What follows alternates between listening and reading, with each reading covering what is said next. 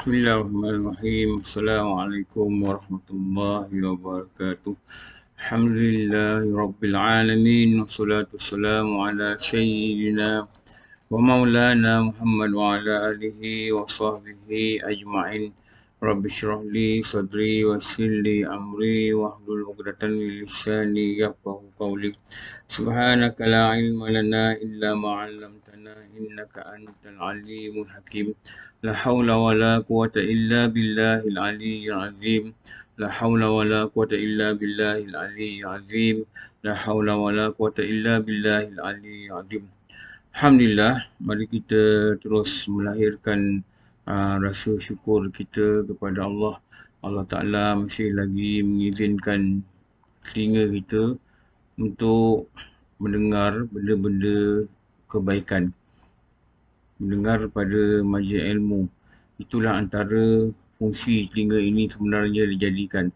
Marilah kita terus juga bersyukur pada Allah kerana masih lagi memberi kita nyawa, memberi kita kehidupan, memberi kita nafas. Yang Imam Ghazali kata, inilah dikatakan modal engkau untuk engkau berniagakan di dunia ini dan kau akan ambil laba untung je nanti di akhirat.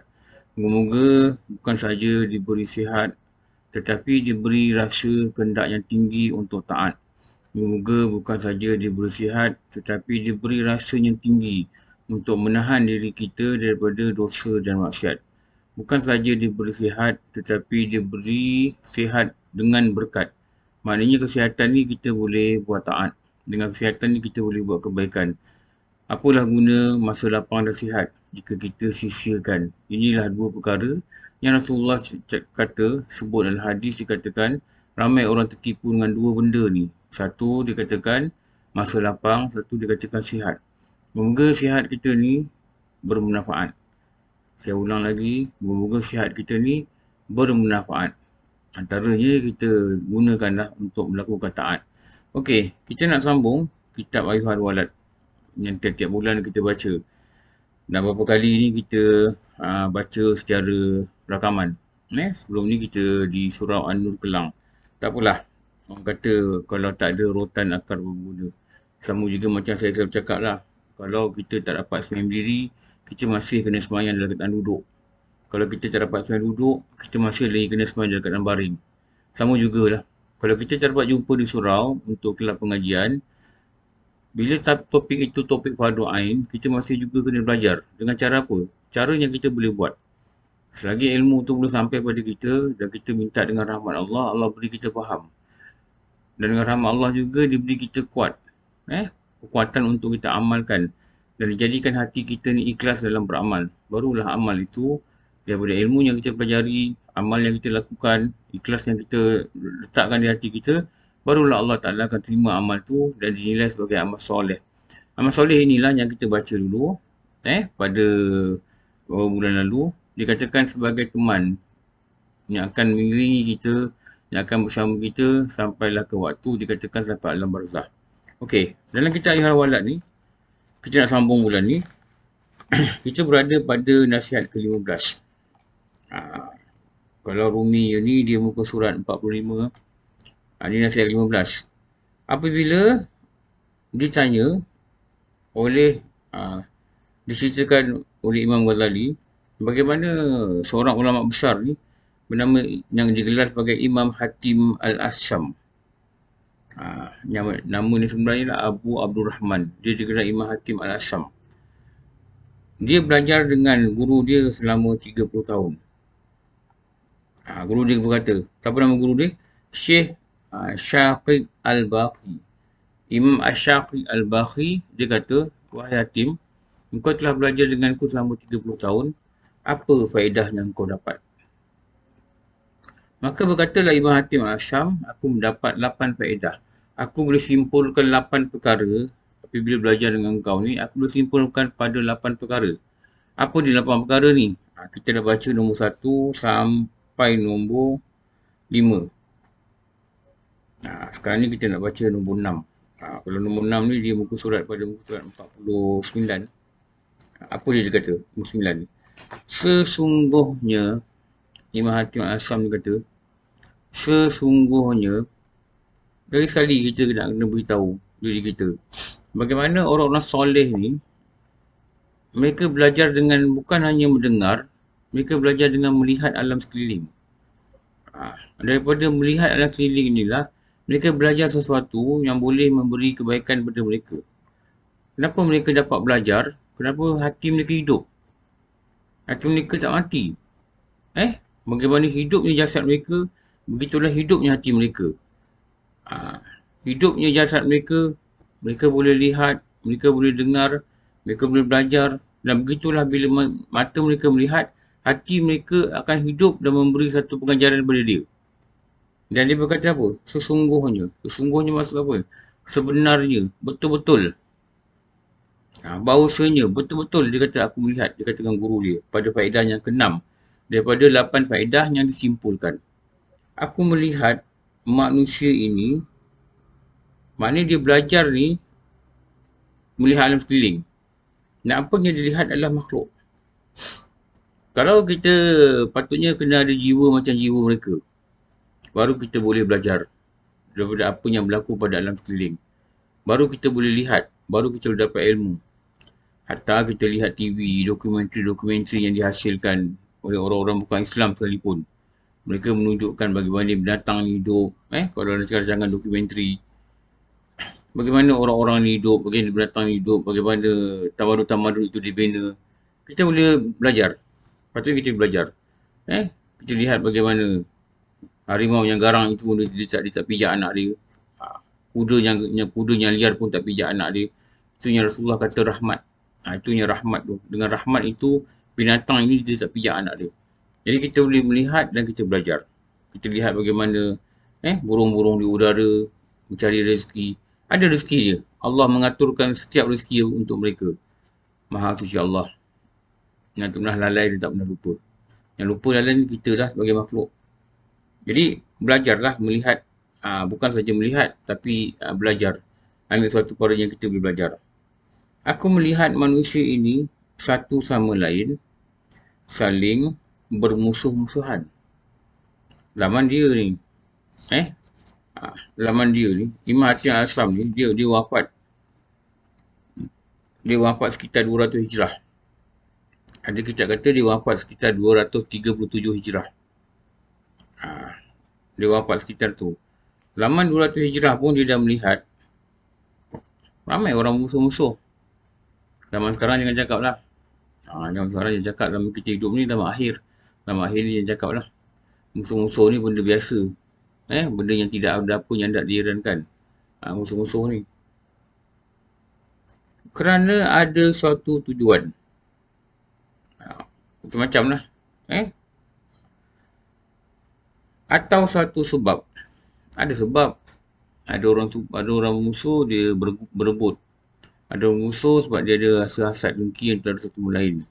Ada orang musuh sebab dia rasa tak puas hati. Macam-macam sebab. Macam-macam tujuan. Ada orang musuh sebab dia rasa diri dia lebih baik daripada orang lain.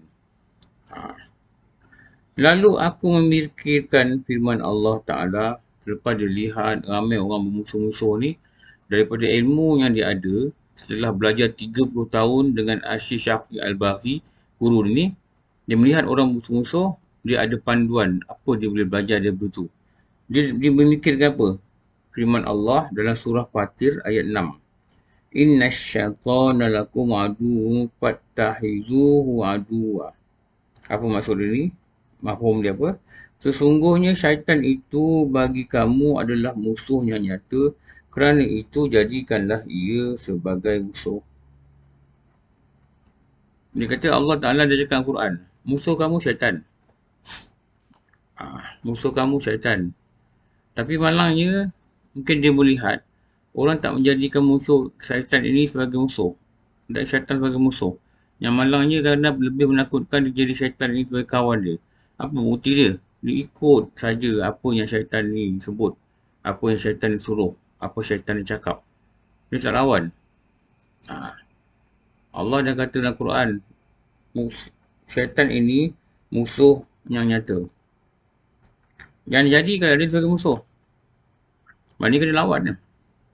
Bukan lawan macam lawan fizikal. Jangan dengar cakap dia. Jangan ikut kehendak dia. Jangan dengar pujuk rayu dia. Jangan ambil peduli apa yang disebutkan dalam hati kita. Ha.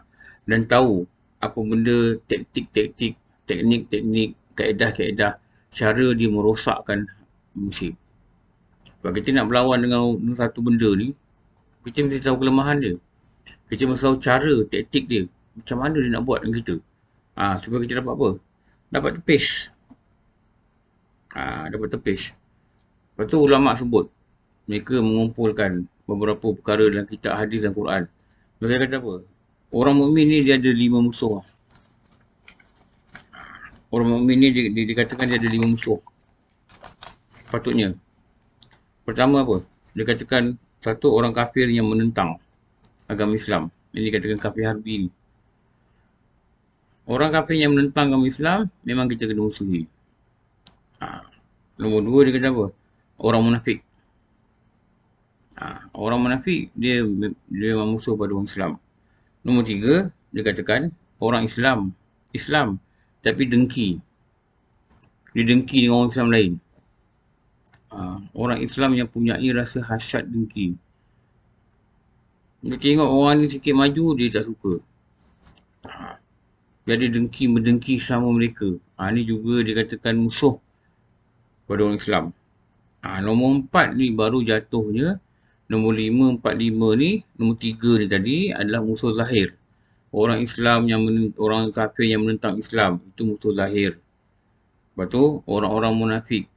Yang depan orang Islam, dia kata dia baik, dia suka. Belakang ni, dia tentang. Ini dah berlaku bersama Rasulullah. Itu nama dia munafik. Orang yang tak sama hati dengan perbuatan dia pada agama. Itu nama dia munafik. Nombor 3, orang Islam yang hasad dengki ni. Jadi tiga-tiga ni musuh zahir yang kita boleh nampak. Musuh batin yang kita tak nampak, nama dia 2 je. Satu nama dia syaitan, satu nama dia nafsu. Syaitan ni dia datang daripada luar. Nafsu ni dia berada dalam diri kita. Yang Rasulullah kata, nafsu ini dia terletak di antara 2 lambung kamu. Dia terletak antara 2 lambung kamu. Jadi tengah badan kita. Tengah badan kita dia ada. Siapa ni? Ini nama nafsu.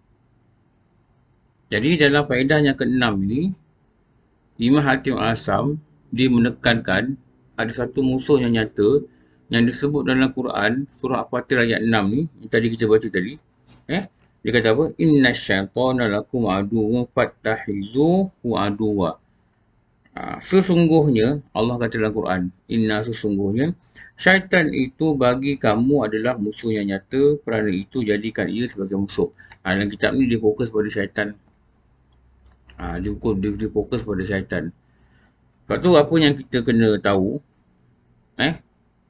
nak lawan ni, syaitan ni, kita kena tahu apa? Kita kena tahu apa kaedah yang dia buat untuk merosakkan kita. Apa benda yang ada pada kita,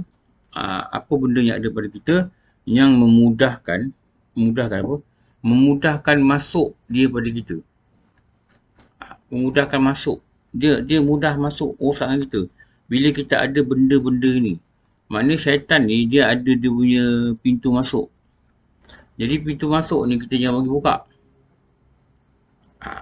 Sebab apa? Kita nak kena kenal dia. Dia ada pintu masuk. Kita kenal dia supaya apa? Supaya janganlah dia nanti menggunakan pintu masuk ni untuk merosakkan kita. Close the gate. Tutup pintu. Macam mana kita nak curi masuk rumah, kita kunci pintu. Kita takut benda yang mendarat masuk rumah kita. Mana kita kunci pintu. Sama juga untuk diri kita ni. Dia ada jalan masuk dia. Yang ulama sebut dalam kitab. Jadi jalan ni tutup. Apa dia jalan masuk ni? Tu dicerita dalam kitab ni. Tanbihul Wafilin. Tanbihul Wafilin. Berkatalah pengarang kitab Abu Laid As-Samarkandi, dia kata seorang hakim berkata, orang yang bijaksana dalam agama ni, dia kata ada berkata. Dia kata apa? Syaitan dapat menembus pada anak Adam pada 10 jalan. Dia boleh menembus pada anak Adam ni dengan melalui 10 jalan. Apa maksud 10 jalan? Ada 10 pintu. Lepas tu kita dikatakan Jangan bermusuh dengan orang ramai benda-benda yang tak ada sebab. Tapi sepatutnya bermusuh dengan syaitan. Musuh ni maksud apa? Lawan dengan dia. Bukan layan. Kita layan kehendak dia, maknanya bukan musuh. Tapi malangnya berkawan. Allah dah kata syaitan ni musuh kamu yang nyata. Tapi tak jadikan musuh. Jadikan kawan baik. Ni lagi takut. Jadi kita tengok apa ulama sebut. Apa ulama kata. Bagaimana dikatakan benda ni.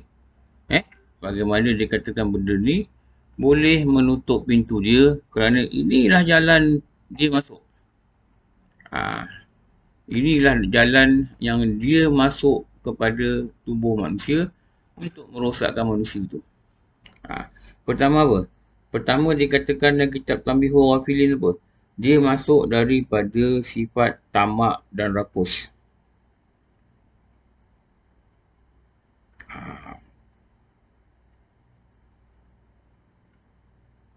Tamak dan rakus. Tamak sangat dengan dunia ni. Rakus sangat dengan dunia ni. Maka ulama kata apa? Tutuplah rasa tamak dan rakus ini. Ubat dia apa? Tutup pintu ni. Kunci dia kuat-kuat. Pintu tamak ni tutup. Dengan apa? Dia kata, hendaklah engkau, dia kata, berpercaya kepada janji Allah. Apa janji dia? Tiada suatu pun yang melata di bumi melainkan dijamin Allah rezeki dia. Jangan risau. Jangan tamak sangat. Allah dah jamin. Kita usaha, Allah jamin. Allah jamin rezeki kita. Jadi tutup pintu. Tutup pintu dia yang pertama ni. Dia masuk melalui sifat rakus. Tu yang tamak rakus tu sampai menyebabkan jadi bergaduh-gaduh tu. Tu yang jadi musuh-musuh dengan orang tu. Itu yang kalau berniaga tu macam-macam kita dengar cerita yang tak baik lah. Dengki-dengki. Ada yang sampai gunakan benda-benda yang tak baik lah. Sihir-sihir. Macam-macam lah yang kita dengar kalau ada berniaga. Jadi ini satu benda yang sangat tidak baik. Yang sangat tidak baik lah. Sebenarnya tidak boleh berlaku patutnya pada orang Islam. Nombor dua, dia masuk melalui pintu apa? Dia dikatakan masuk melalui pintu apa? Dia masuk melalui pintu panjang angan-angan. Dan kita kata dari panjang angan.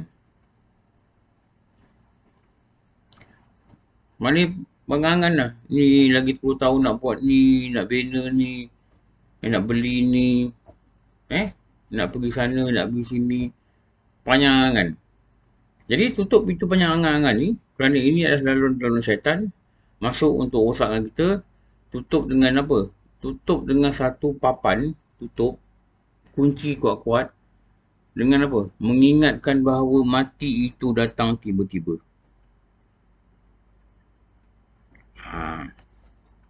Dengan mengingatkan bahawa mati itu datang tiba-tiba. Tadi mula-mula tu pintu tamak. Tutup dengan yakin Allah akan berikan rezeki pada semua. Dia tak ada tamak dah. Nombor dua, pintu apa dia kata? Panjang angan-angan pada urusan dunia. Tutup dia rapat-rapat dengan apa? Dengan kita merasakan maut itu boleh datang tiba-tiba. Tayangan yang panjang lah. Tiba-tiba ni masuk apa? Kejap lagi boleh, petang boleh, malam boleh, besok boleh, pagi besok boleh, minggu depan boleh, bulan depan boleh, tahun depan boleh. Bila-bila? Kita dekat IC ni ada tarikh lahir je. Surat beranak pun ada tarikh lahir. Tapi tarikh mati tak ada. Kenapa tak tarikh mati? Siapa pun tak tahu tarikh mati. Tapi bila? Dia bila-bila.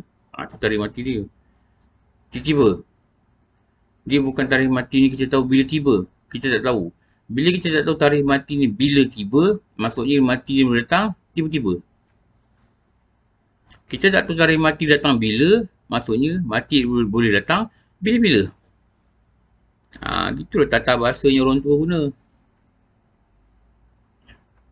Tak tahu bila mati, tak tahu. Habis bila? Bila-bila. Bila tiba ajal ni? Tak tahu. Bila? Bila tiba? Tak tahu. Tiba-tiba. Tiba-tiba ni masuk tak jangka ke? Tak jangka. Jadi, Dalam panjang angan-angan tu, memang sifat yang tak bagus, tak baik. Dikatakan sifat mazmumah. Tanpa sedar, bila ada panjang angan ni, mudahlah syaitan itu masuk dan merosakkan manusia. Mudah dia masuk dan merosakkan manusia. Tutup pintu ni, jangan bagi dia masuk. Dengan apa? Mengingatkan kematian itu datang tiba-tiba.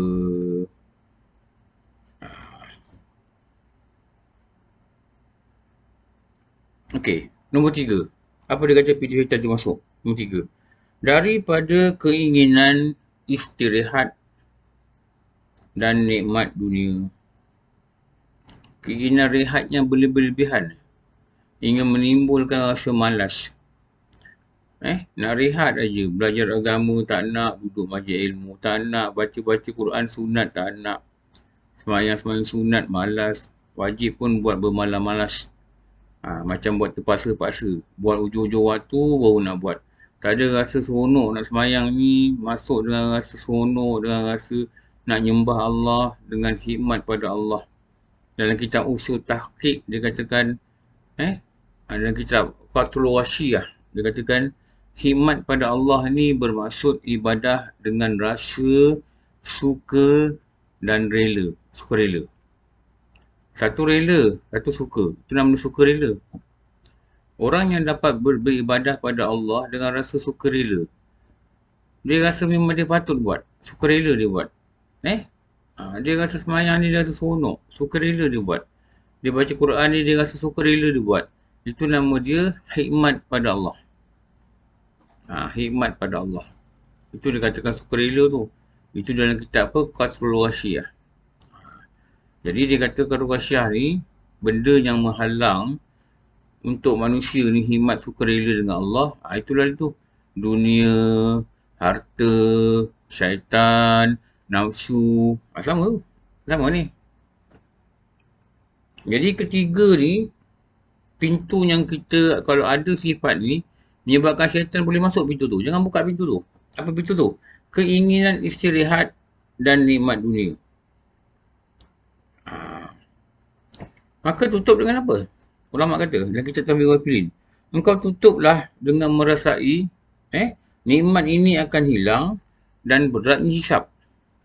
Lagi banyak kita ambil nikmat dunia, lagi banyak hisap yang kita kena jawab di padang mahsyar nanti. Lagi banyak ambil nikmat dunia, lagi banyak kita kena hisap di akhirat nanti. Itu satu kisah dan cerita dalam hadis bagaimana Rasulullah ni dan Sayyidina Umar kelaparan. Jadi mereka pergilah rumah sahabat. Maka sahabat ni dijamu. Dia tengok Rasulullah datang ni dijamu.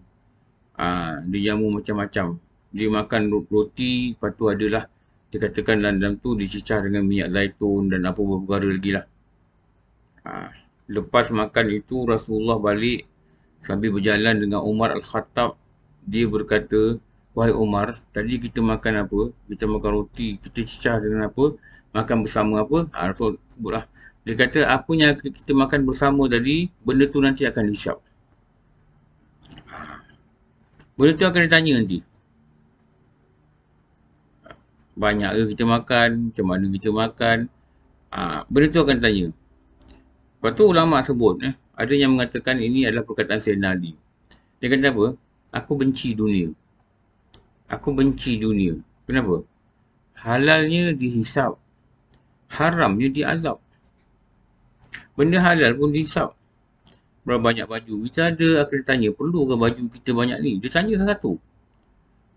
Perlu ke kereta kita banyak ni? Perlu ke rumah kita besar ni? Perlu ke begini? Perlu ke begitu? Perlu ke begini? Perlu ke begitu? Lagi banyak benda yang kena hisap, melambatkan orang itu melangkah ke syurga. Dulu masa belajar dulu memang kita ingatlah guru-guru pesan. Guru pesan. Waktu kita belajar dekat pondok pengajian ni, saya belajar weekend.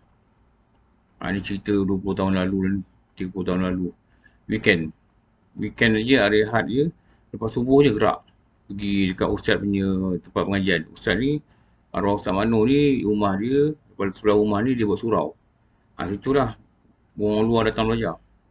Macam kelas-kelas pengajian 7 minggu lah. Mula pukul 8 sampai zuhur. Buka 3 kitab lah. Setiap minggu 3 kitab, 3 kitab, 3 kitab, 3 kitab. Jadi mula pukul 8. Jadi kadang-kadang ustaz ni pergi pasar dulu. Tapi rumah dia dah buka lah. Adalah anak-anak dia kat rumah tu. Dia pergi pasar. Kadang-kadang dia balik pukul 7.30. Pelajar dah ramai datang. Tapi ramainya berbual. Tu dia kata kalau boleh jangan berbual lah. 7.30 sampai 8 tu dia kata elok ambil kitab baca. Sebab dekat rumah dia ni ada satu library. Satu library dia almari besar. Orang sumbang duit beli kitab. Kitab yang payah jumpa pun ada situ. Kitab lama-lama, kitab pondok-pondok ni memang berlambak. Banyak. Dia kata jangan berbual dia kata.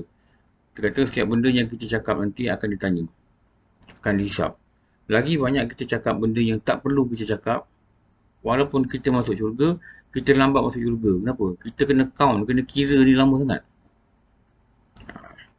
Sama juga bila saya pergi ke pondok Krisik di Patani. Baba L. Bukan L sepanjang. Dia Baba L Abdul Rahman ke nama dia, tak ingat. Dia ada 1,000 pelajar kat pondok tu. Sama juga dia punya orang-orang bawah ni, orang yang utama lah. Dia panggil mu'alim. Mereka ni yang ajar pelajar ni macam tutorial lah. Pecahkan grup 60 orang, dia buat satu kelas 60 orang. Jadi dia kata memang Baba L ni, mudir ni, dia tak bagi budak-budak duduk kumpul-kumpul bersembang. Satu dia kata buang masa, baik balik pada bilik, baik pergi menghafal. Baca Quran ke, menghafal ke, baca kitab pun dia bagus. Jangan sembang-sembang kosong-kosong ni dia kata. Kenapa? Lagi banyak sembang, nanti setiap perkataan ni akan dihisap. Akan dihisap. Memang sembang-sembang kosong ni memang seronok. 2 jam pun tak habis kadang. Tu orang suka duduk kedai kopi bersembang kosong ni.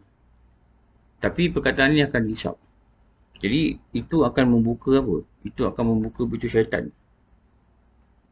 Duduk rehat-rehat, sembang-sembang, ini akan membuka pintu syaitan. Jadi nak tutup macam mana? Ulama kata apa? Tutup dengan kita merasai lagi banyak kita ambil nikmat dunia ni, lagi banyak kita syariat dunia ni, lagi banyak hisap yang kita kena buat. Okey. 4. Syaitan masuk dalam keempat pintu apa? Nama dia apa? Nama dia ujub. Ujub ni apa? Bangga diri. Rasa heran diri. Ujub. Ain jim ba. Ujub. Bangga diri. Bangga diri macam mana? Kita rasa kita hebat. Tak cakap dengan orang. Tak tunjuk orang. Tapi perasan diri sendiri hebat. Kita rasa kita hebat. Kita boleh sembahyang tahajud. Kita kata, oh hebat aku. Cakap dengan diri sendiri. Kita pegang tasbih. Zikir. Ni ada nombor lah. Ada nombor. Kita baca sampai pagi mana baca. Tengok dah sampai 1,000. Katalah kita selawat dan salam dapat 1,000 kali. Wah, kita kata besok dapat lagi. Lusa pun dapat lagi. Kita kata hebat aku boleh selawat sampai 1,000 kali sehari. Itu nama ujub. Itu nama ujub. Apa tu? Bangga diri, rasa diri bagus, rasa diri hebat. Dia kata. Maka dia kata, ulama' ni kata dalam kitab Tanbihul Ghafilin ni, aku tu ubati dia, ubat rasa ujub tadi. Sebab apa? Bila ada rasa ujub, nanti mengakibatkan apa? Mengakibatkan terbukalah pintu syaitan. Jadi tutup cepat-cepat. Bila ada rasa ujub, tutup cepat-cepat. Dia kata, dengan merasai, dengan mengingatkan kurnia.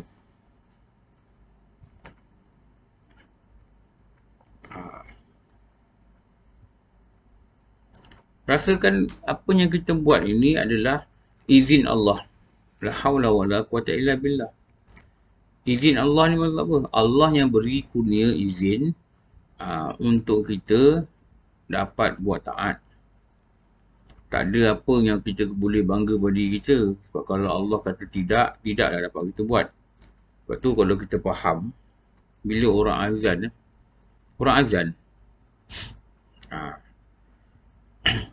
hayal solat, marilah sembahyang. Kita diajar baca la haula wa la quwata illa billah. Kita tak diajar kata sami'na wa ta'na. Kami dengar panggilan itu, sami'na, kami dengar dan kami taat. Tak. Kita diajar untuk kata la haula wala quwata illa billah.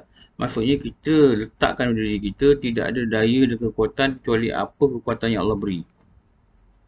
Ha. Juga bila dipanggil hayal falah, marilah kita hayal falah, marilah menuju kejayaan. Maka dia ajar kita untuk jawab. Sama ada dalam azan atau dalam qamat. Apa kita jawab? La haula wala quwata illa billah. Tidak ada daya, tidak ada kuatan. Jadi bila ada rasa nak bangga, boleh berpakaian sunnah, boleh pergi surau, boleh pergi masjid, boleh baca Quran, boleh zikir, boleh jaga solat 5 waktu, awal waktu. Jangan rasa bangga pada diri kita. Dan kita kata, wah hebat aku. Ni bahaya. Ni nama dia ujub. Heran diri. Belum ngaji dulu tak kata, hairan diri. Heran diri kita, aku boleh buat. Jangan rasa gitu. Kenapa? Bila kita rasa gitu, syaitan mudah masuk dalam badan kita. Syaitan boleh masuk hati kita untuk dia rosak kita. Ini pintu dia. Pintunya keempat. Jadi, tutup pintu ni. Tutup rapat-rapat. Dengan apa? Merasakan apa juga yang kita buat, ibadah yang kita buat adalah kurnia daripada Tuhan. Adalah kurnia daripada Tuhan. Okey, nombor 5. Dia katakan pintu syaitan terbuka, mudah masuk pada diri kita apa? Meremehkan orang lain.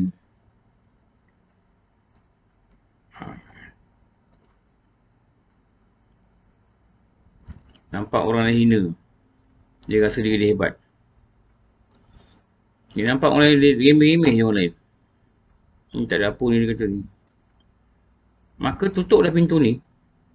Patahkan rasa ni. Patahkan dalam hati kita. Dengan merasa macam mana? Merasakan kemuliaan itu hak Allah.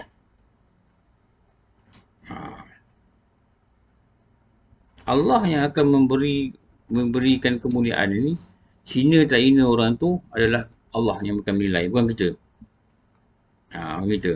Cuma sebagai panduan dia, kalau kita tengok dia buat dosa, kita tak buat dosa, kita syukurlah pada Allah, ya Allah, aku tak buat. Kalau kita tengok dia buat ketaatan, kita tak boleh buat, kita buat sikit-sikit, dia benarkan mempunyai rasa cemburu. Nampak dia baca Quran 1 hari 3 juzuk, 10 hari dia khatam. Kita baca 1 juzuk seminggu, 2 minggu, kita disuruh rasa cemburu. Kalau boleh nak macam dia, begitu. Tetapi pada memandang remeh pada orang lain, menyebabkan terbukalah daripada 10, satu daripada 10 pintu syaitan ni, menyebabkan masuklah dia dalam hati kita dan akan merosakkanlah segala apa yang ada berdiri kita. Itu nombor 5. Nombor 6, pintu dia nama apa? Pintu dia bernama hasad dengki.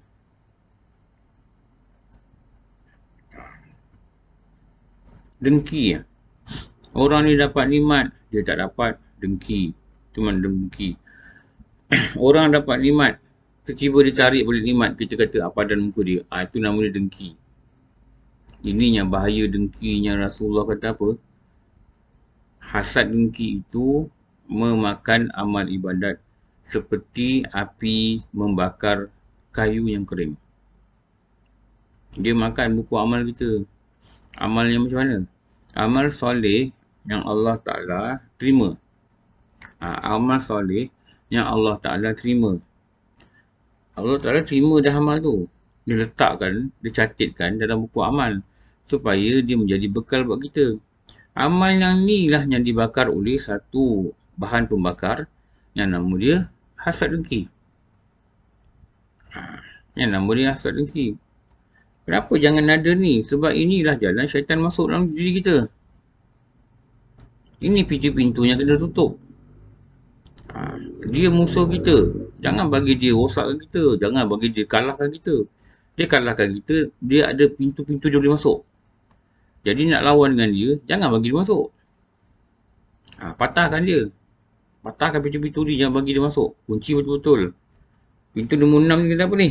Ada sifat hasad di dalam hati kita. Ini semua ni dia punya pintu ni adalah datang daripada hati yang tak baik. Hati tak baik ni dari hasad. Punca dia semua daripada hati. Ada hasad, pintu tu akan masuk menerobos ke dalam anak Adam. Rosakkan lagi diri dia. Maka patahkanlah sifat hasad ini, dia kata, dengan apa? Dengan meyakini bahawa Allah itu maha adil dalam membagi-bagikan penghidupan makhluk di dunia. Tak ada dengki orang dapat. Mungkin itu baik bagi mereka. Dan kita dapat macam ni. Yang ni baik bagi kita. Kalau kita dapat macam ni mereka dapat, mungkin tak baik bagi kita. Kita tak tahu. Yang tahu tak apa? Yang tahu Allah. Jadi adilnya Allah ni diletakkan benda itu adalah mengikut apa yang diperlukan oleh makhluk. Supaya makhluk tidak rosak. Syukurlah. Syukurlah. Itu yang paling baik. Pintu 7. Dia kata apa? Daripada sifat riak. Dia masuk daripada sifat riak. Sifat riak ni kenapa? Seronok dengan pujian orang. Seronok dengan pujian orang. Jadi kalau amalnya riak ni, pastilah dia kata tidak ada diterima oleh Allah. Riak ni lawan ni ikhlas. Lepas tu ulama sebut kan, kalau nak diterima Allah amalan dan diberi ganjaran, dia mesti satu ittiba', satu ikhlas. Kalau Rumi kita kata 2 I lah. 2 huruf I. Satu ittiba' pada Rasul. Maknanya amalan ni mesti ikut peraturan syarak. Syarat dia kena betul. Rukun dia kena betul. Syarat ni syarat sah. Rukun dia kena betul. Kalau nak solat, syarat sah ni ada 8. Ada kitab kata ada 9. Islam, berakal, suci daripada hadas, suci daripada najis. Ini contoh solat tutup aurat, masuk waktu, ada kiblat, mengetahui kaifiat. Ada kitab kata 9 masuk waktu. Ada kitab kata 8. Lepas tu kena betul rukun lah 13 tu. Jadi syarat sah ni ada 8, rukun ada 13, 21 perkara ini dibuat dengan betul. Dan dalam melaksanakan rukun itu, tidak boleh melakukan perkara yang membatalkan solat. Ada kitab kata 18, ada kitab kata 16, ada kitab kata 21. Mereka pecah-pecahkan atau mereka gabung-gabungkan. Itu jadikan bilangan dia sikit. Jadi betul syarat, betul rukun. Masa buat rukun, tak ada perkara yang membatalkan solat. Maka solat itu sah. Tapi untuk diterima dan diberi ganjaran pahala, dia memerlukan satu syarat lagi, nama dia ikhlas. Nama dia ikhlas. Dia tapisan lagi ikhlas. Ikhlas ini, lawan dia, na'udzubillah, jangan ada hati, nama dia riak. Riak ni bukan saja membuka pintu syaitan untuk masuk dalam badan manusia. Tetapi riak ini mengakibatkan amalan itu tak diterima. Sah, kalau betul rukun syarat sah. Tak terima. Maksud tak terima ni apa? Amalan itu tidak mencapai tahap ihsan. Islam itu kan terbina daripada Islam. Agama itu terbina daripada Islam, iman dan ihsan.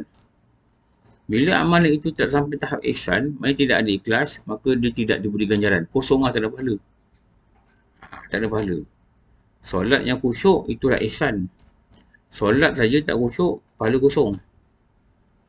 Sebab ulama kata diberi pahala atas berapa lama dia ingat Allah. Ni kita kena hati-hati, kita kena faham. Takut nanti buku amalan tak tulis apa-apa. Kalau yang takut lagi syarat dengan rukun tak erti. Ni lagi bahaya.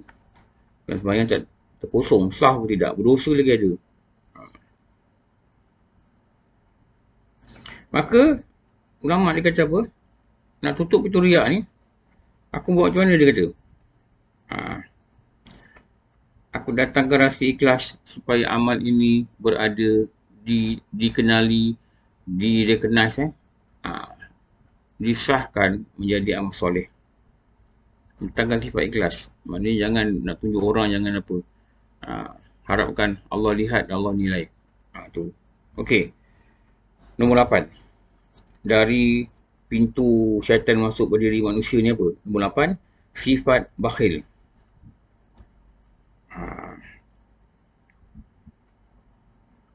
sifat bakhil. Maka dia kata, aku patahkan itu sifat bakhil ni dalam hati aku. Maknanya kita tutup jangan ada sifat bakhil ni. Supaya syaitan tak masuk dalam diri kita, merosakkan. Dengan mengingatkan Allah yang mafhum dia, apa yang ada pada kamu akan rosak dan apa yang di sisi Allah tetap kekal. Maknanya beri sumbang. Beri sumbang pada kita dah tak ada. Tapi bila Allah terima, dia akan kekal jadi amal soleh. Dia kekal. Dia tak hilang. Apa yang kita makan akan hilang. Habislah. Apa yang kita sedekah, itu akan kekal. Kenapa kekal? Dia jadi amal. Amal soleh ni kita guna besok dekat dalam kubur. Kita guna besok kat padang mahsyar. InsyaAllah. Jadi, buang sifat kikir ni dengan suka menyumbang dan rasakan benda ni sebenarnya tak hilang. Dia ada kat kita. Cuma akan dipergunakan nanti di alam barzah, dipergunakan nanti masa nanti perhitungan amal. Okey. Nombor 9. Kita nak habiskan ni, pintu-pintu yang dimasuki oleh iblis. Supaya syaitan ni, supaya apa? Kita tahu. Jangan bagi dia masuk. Sebab apa? Kita nak lawan dengan dia. Kita kena tahu taktik, strategi dia bagaimana dia rosakkan manusia. Dengan melalui pintu-pintu ni lah. Tutup pintu ni. Nombor 9. Dari sifat sombong.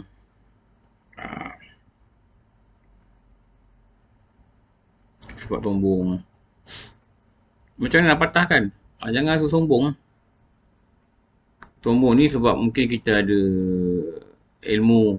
Jangan sombong. Ilmu ni Allah beri. Mungkin kita ada harta. Jangan sombong. Harta ni Allah beri. Allah amanah. Allah akan tanya besok. Dari mana kita dapat, apa kita buat. Mungkin kita ada rupa yang cantik. Kita kena ingat ini pun Allah beri. Mungkin kita ada akal yang cergas. Kita kena ingat Allah yang beri. Mungkin kita ada kesihatan yang hebat. Kita kena ingat Allah yang beri. Jadi tak ada apa yang kita boleh sombong. Kita hanya berusaha je. Allah yang luluskan. Allah yang izinkan. Jadi bila terpadam dengan sifat sombong ni, maka tertutuplah satu daripada 10 pintu syaitan yang boleh masuk melaluinya. Okey, akhir sekali dia kata apa? Sifat tamak mengharapkan sesuatu yang berada di tangan orang lain. Orang lain ada, kita pun nak. Ini pun bahaya. Jadi patahkan dia dengan apa? Ingat ada firman Allah yang berkata apa? Siapa yang bertakwa pada Allah, maka Allah akan memberi jalan keluar dari segala kesempitan. Dan insyaAllah. Usahalah jalan takwa. Jadi, itu 10 yang dikatakan, itu 10 yang dikatakan, jalan syaitan itu masuk dan merosakkan manusia. Kenapa kita perlu tahu? Kerana, syaitan ni musuh. Bila musuh, memang dia nak rosakkan manusia. Itu kerja musuh. Jangan salahkan musuh. Memang kerja dia gitu. Tapi kita bila tahu dia musuh, kita masalah dia, kita tak jadikan dia musuh. Kita jadikan dia kawan. Bukti dia apa? Kita ikut cakap dia. Kita layan kehendak dia. Tutuplah jalan dia. Tutup dengan apa? Tutup dengan jalan-jalan yang dia boleh masuk ke kita, rosak ke kita. Kalau kita nak berlawan dengan dia ni, berperang dengan dia, tutup. Apa tadi? Tadi 10 jalan yang kita cakap tadi. Dia ambil daripada kitab Tanbihul Ghafilin. Maka berkatalah Imam Hatim Al-Aslam ini, kesimpulannya apa pada nasihat ke-6. Maka aku pun membuat kesimpulan. Tidak perlu kita bermusuh dengan sesiapa. Melainkan kita hanya perlu bermusuh dengan syaitan. Itu yang kesimpulan dibuat Imam Hatim Al-Aslam. Kalau kita sama-sama ada kesimpulan gitu, kita sama bekerjasama memerangi syaitan ni, tak adalah kita musuh sama manusia. Jadi daripada 30 tahun dia belajar dengan Syekh Baqi Al-Baqi tu, Syekh Syakir Al-Baqi, 30 tahun, dia dapat buat 8 kesimpulan. Kesimpulan yang ke-6, dia kata, sebenarnya musuh kita syaitan, bukan manusia. Tapi aku lihat ramai manusia selalu musuhan. Kerana satu sebab, kerana satu perkara.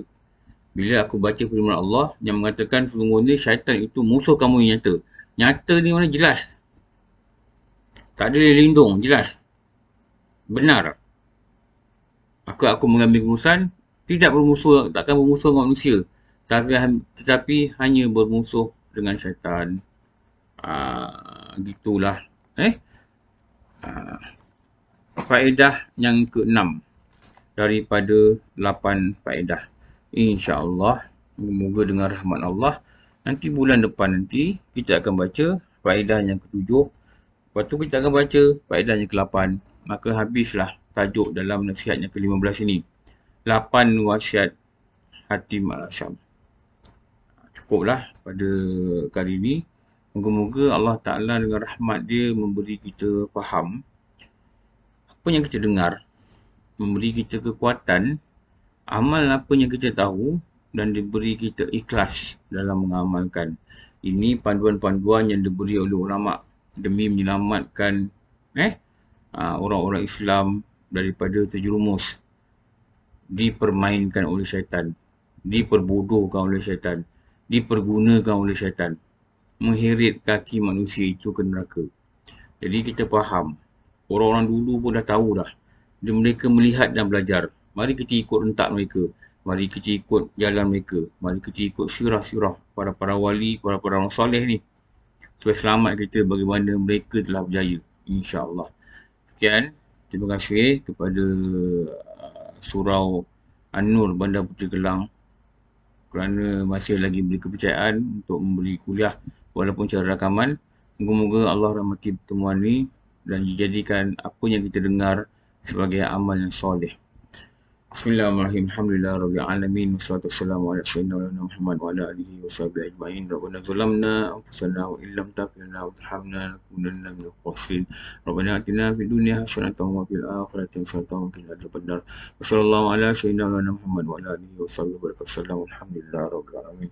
Wa bihi wallahu a'lam. Assalamualaikum warahmatullahi wabarakatuh. Ampun maaf dari saya pada segala kekurangan.